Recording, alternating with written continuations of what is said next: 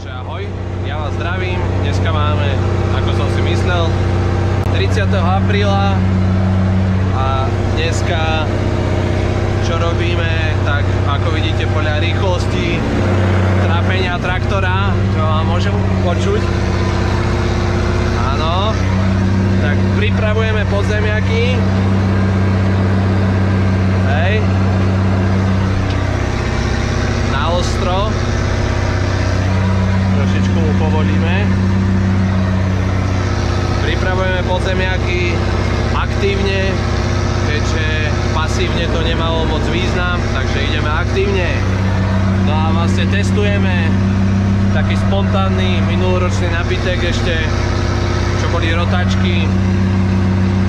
Takže vidíte, dreme. Sú to Amazonky KT 402, 400, čiže 4 metre záber. A je to čuté 4 metre. No ale robotu robia super, si myslím. Robili sme to, raz sme to rozrobili kultivátorom a teraz to vlastne rozrábame rotačkami. Pohybujeme sa najpomalšie asi ako sa dá. Ešte by sme mohli zaťahnuť na sobič, ale to už by bolo zbytočné. Pracovná rýchlosť možno pol, 1, neviem, nemeral som. Ale celkom máme v pohode, lebo som tu nejakú pol hodinku, máme za hodinku hektár, to není zlý výkon.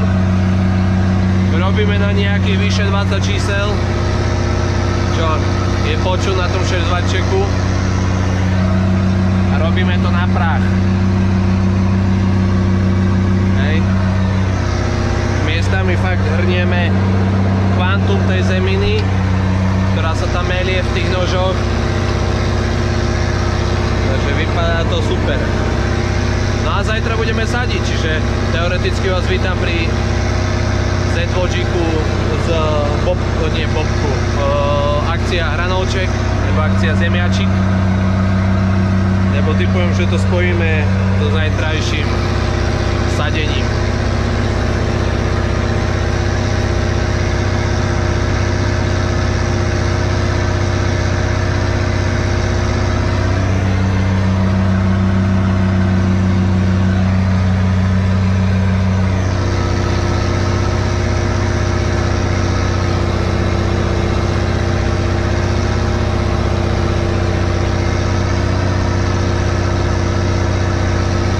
Nádherných 26 stupňov, pôda sa nám akurát zohreje na zajtra, čiže bude to čo? Cukrík.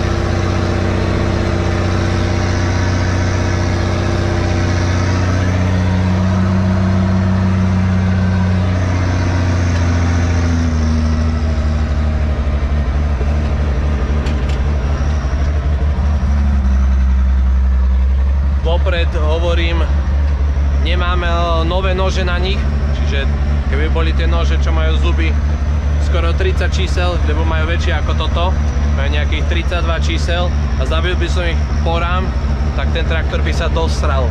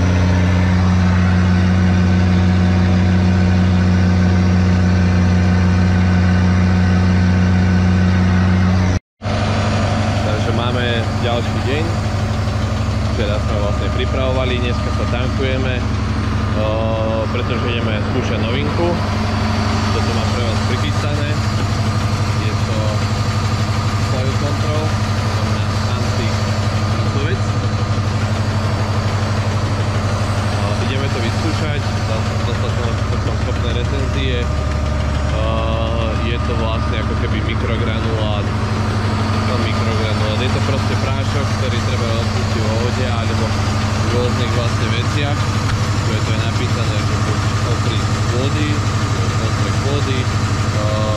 poď ako znojenie, úprava vlastne sadby, alebo ostrih vody vlastne v trakte vegetácie.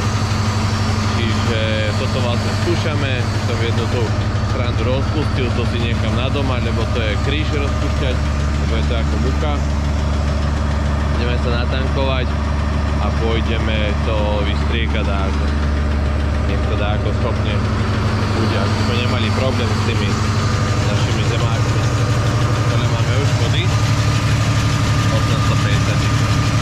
Dobre, takže zatankujeme sa do plna a budeme to miešať. Takže my už strekáme.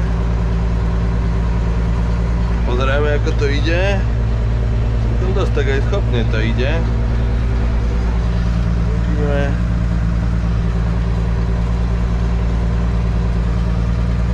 Ťažko sa trafiť s dávkou 600 liter na hektár. Čiže ideme 3.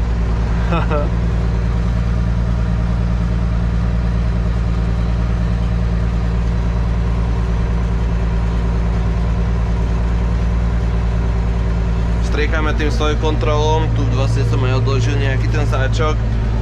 Je to vlastne že vraj bio. Mamka vravela, že asi dosť to má ďaleko od bio, keďže to vybije do 24 hodín, by to malo vybiť všetkých tých robákov v pôde. Čiže určite to je bio turbo. Takže uvidíme, že aké to bude. Našťastie sa to dá potom ako striekať ešte aj po sadení. Že to vlastne ako keby zlikviduje aj po sadení toho chrobačika.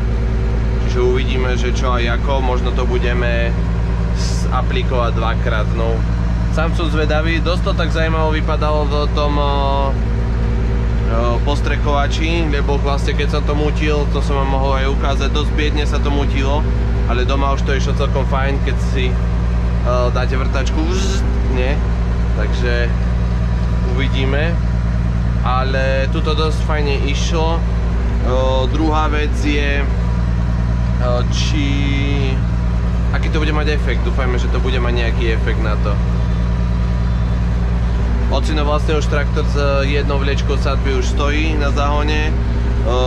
Potom príde ešte, už teraz je na ceste asi so sadáčom, príde potom sa s druhou vlečkou aj s treťou.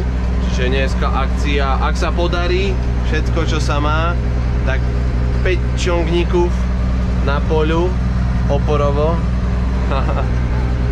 Takže uvidíme, že čo aj ako. Ešte stále sa tak bavíme s ocinom s tou myšlienkou, že by sme to možno ešte raz prešli tými rotačkami, lebo fakt tu bolo dosť tak tvrdo, že uvidíme, ako budeme stíhať. Má nám prísť pomoc PMG Farma z YouTube, čiže kolegovci by nám mali dojsť pomôcť. Uvidíme, či sa zastavia. Do ryti aj s robotou, aj s týmto lanom. Ops. Ops. Nie, že by ho urval, bo mi urve trysku, nie? No, pravda, že? Dobre.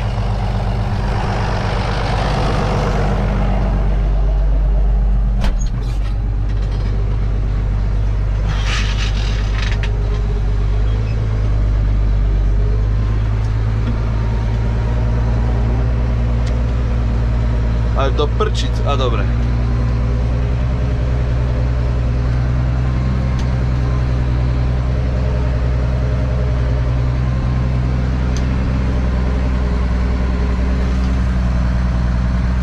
Už tam máme nejakých 100 litrov vystriekaných,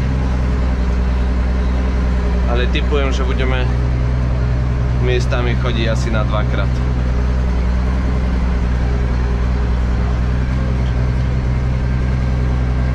A že tak.